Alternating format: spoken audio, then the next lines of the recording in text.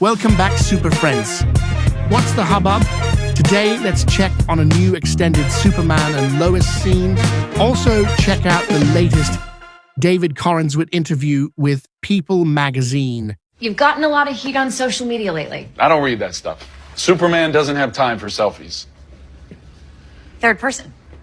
You're referring to yourself in third person now? No, it's just a thing I came up with that I thought I'd try to work into the next interview. This is on the record, Superman. Okay, well, not the part where I said that. Yes, that part. No, that part was an aside. That was off the record. You have to say off the record beforehand, not after. Why are you being like this? It's fine. I won't write that you spend your spare time trying to think up sound bites, which are terrible. But It's great to see here a bit more insight to get closer to the context. It does indeed look like an earlier career Superman that Lois is helping to prepare with handling public relations. James Gunn has stated he's been Superman for 3 years now. Lois is trying to elicit a response, and there is a build-up. So the trailer showing just a few seconds of the boiling over point has been controversial to some. The peak moment of his frustration is through their exercise of a mock interview.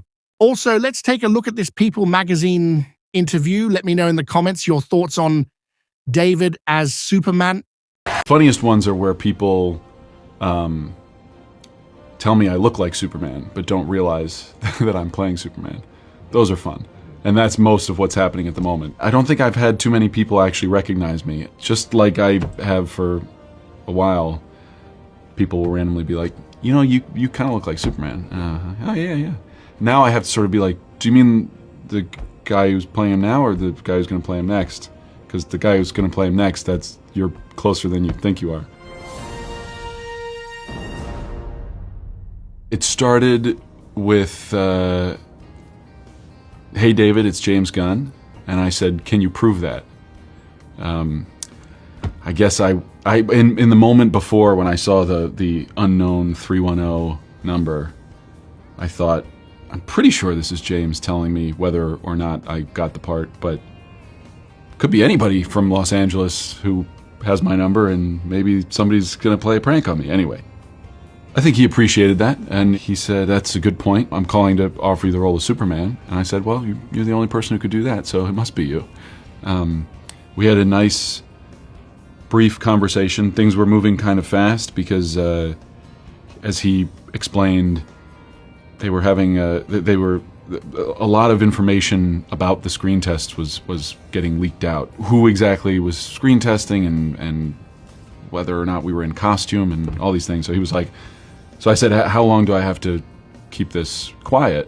And he said, oh, everybody's going to know in about an hour. You have about an hour to tell some people, and then everybody's going to know. Hey, buddy, eyes up here. Your wife's reaction when you were cast? I tried to express to her in the sort of simplest terms, I'm going to play Superman. And it's the kind of sentence that you can't, it's hard, you don't really know how to say it because you don't quite believe it's true. It sounds ridiculous to say out loud. Even now it sounds ridiculous to say out loud. And I knew that she was going to be very excited and very proud of me. I think she felt from when we did she helped me make my first self-tape for the part. And she felt at that point that I should get the part. I didn't feel at that point. I thought she was crazy, but she felt it from the beginning. So if anything, I knew that she was going to be even more excited than I was. The first time, I hadn't thought about this before. You hear actors who play superheroes talking about squeezing into the suits. I got kind of claustrophobic in the suit the first time, just like being constricted in all those places at the same time. The fact that it takes a few minutes to get out of it, sort of, there's no like quick release. It was an intense experience and not this amazing, glorious, becoming the character moment. It was in pieces. The S wasn't even on yet. It was really just about the blue tights. It was quite snug because they had made it to my proportions when I screen tested, where I weighed about 195 pounds.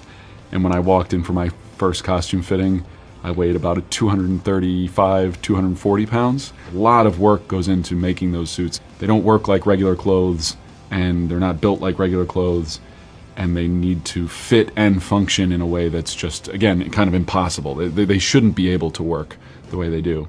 There's no zipper. There are lots of zippers, but there's no single zipper that allows me to go to the bathroom, which you would think would be quite straightforward, but nothing is straightforward about these things. I mean, we talked about it and we tried, and it was not worth the costs that came with it. But the suit and I sort of grew together to the point where, when it did kind of all come together in the last fitting before I stepped out on set for the first time, it felt familiar, and it didn't feel like a new thing for me. It felt like my suit, which was amazing. And then when I walked out on set, everybody else saw it for the first time. Nobody had been in it, it was just me and the costume folks in the fitting. So I still got that experience of sort of walking out in the suit for the first time.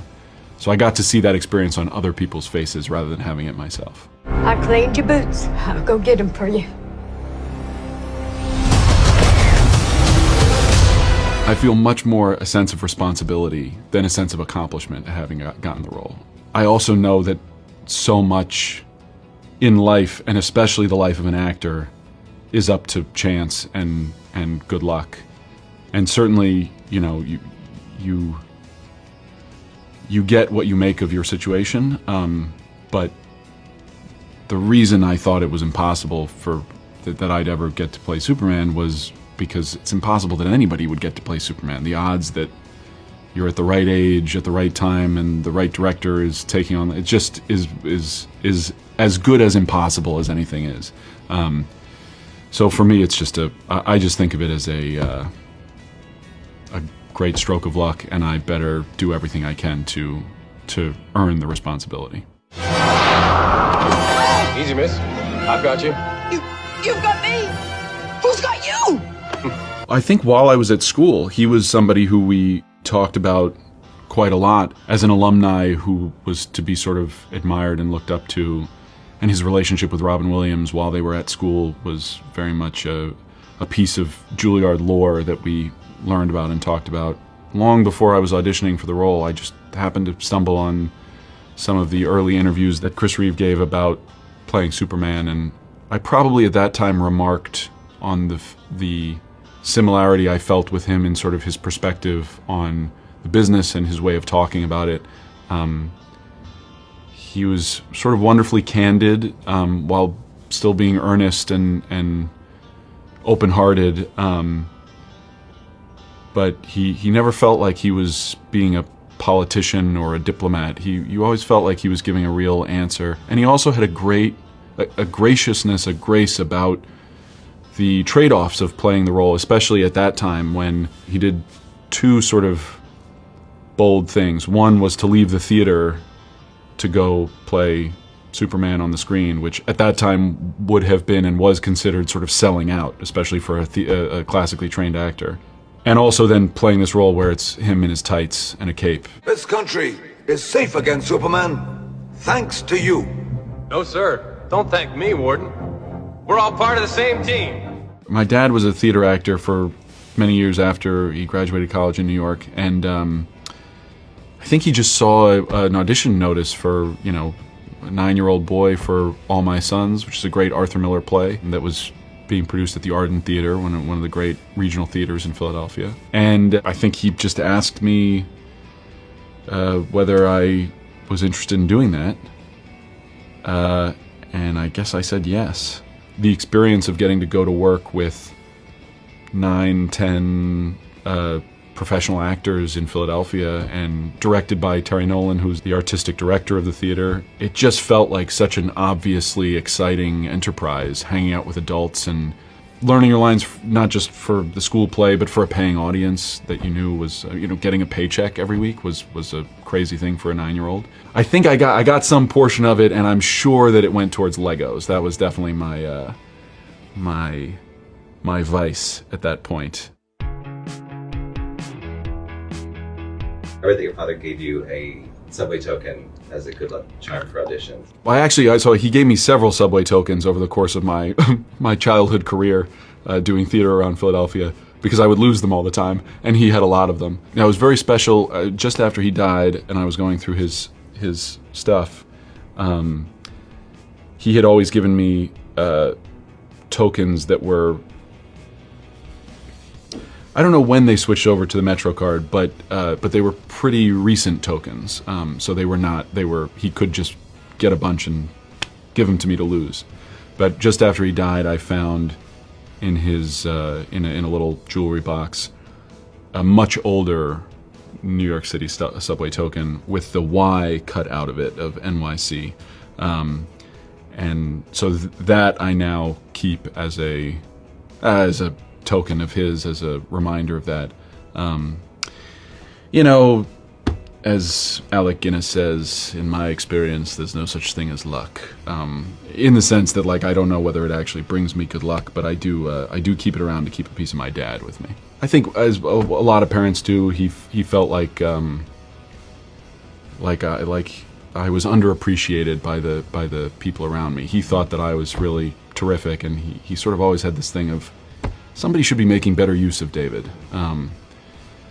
So I think ultimately, James has made very good use of me in this role, and I was able to give everything that I have to give to the film and to our crew, and so I think he'd be very happy that I have been put to good use. I feel like I've been a dad for a long time and just waiting for a kid to prove it.